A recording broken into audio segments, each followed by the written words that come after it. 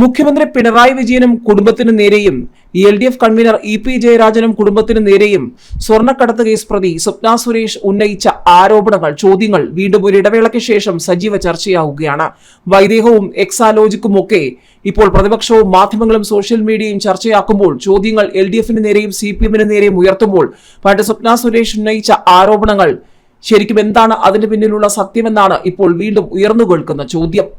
മുഖ്യമന്ത്രി പിണറായി വിജയന്റെ ഭാര്യ കമല വിജയനും LDF കൺവീനർ EP ജയരാജന്റെ ഭാര്യ ഇന്ദിരയും വരും ദിവസങ്ങളിൽ കൂടുതൽ ചോദ്യങ്ങൾക്ക് ഉത്തരം പറയേണ്ടി വരുമോ എന്നാണ് പ്രതിപക്ഷവും മാധ്യമങ്ങളും സോഷ്യൽ മീഡിയയും ചോദിക്കുന്നത്. കാര്യം, നിക്ഷേപിച്ചത് ഭാര്യമാർ വിരമിച്ചപ്പോൾ ലഭിച്ച പണം ഇടതിനെ കുരുക്കി എക്സാലോജിക്കും വൈദേകവും ചർച്ചയാക്കിയിരിക്കുകയാണ് മാധ്യമങ്ങൾ. CPM നേതാക്കളുടെ ഉറ്റവരുടെ പെൻഷൻ സംരംഭങ്ങൾ തെരഞ്ഞെടുപ്പ് പ്രചാരണ വേദിയിലും ഇടതുമുന്നണിയെ പ്രതിരോധത്തിലാക്കുന്നു.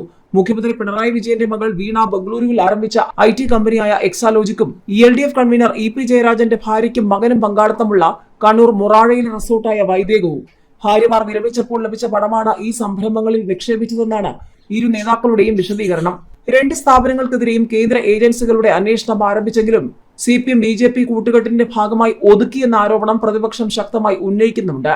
വീണയുടെ കമ്പനിയുടെ ഇടപാടുകൾ സംബന്ധിച്ച് 2021 തന്നെ കേന്ദ്ര ഏജൻസികൾക്ക് കൃത്യമായ വിവരം ലഭിച്ചിട്ടും അന്വേഷണവും നടപടിയും ഉണ്ടായില്ല എന്ന ആക്ഷേപമാണ് ഉയർന്നത്. CPM നേതാക്കളുടെയും ഉറ്റവരുടെയും സ്വത്ത് വിവരങ്ങളും സംരംഭങ്ങളും പാർട്ടിയെ അറിയിച്ചിരിക്കണമെന്നാണ് പാർട്ടി മാർഗരേഖ. എന്നാൽ പിണറായിയോ ജയരാജനോ ഈ സംരംഭങ്ങൾ സംബന്ധിച്ച് പാർട്ടിക്ക് വിശദാംശങ്ങൾ നൽകിയതായി വിവരമില്ല. വീണ AKG സെന്റർ മേൽവിലാസമാക്കി ബംഗളൂരുവിൽ കമ്പനി രജിസ്റ്റർ ചെയ്തത് എങ്ങനെയെന്ന ചോദ്യത്തിനും ഉത്തരവില്ല. പിണറായി വിജയനുമായും EP ജയരാജനുമായി ബന്ധപ്പെട്ട് ബിസിനസ് ആരോപണങ്ങൾ ഉയരുന്നത് ഇതാദ്യമല്ല.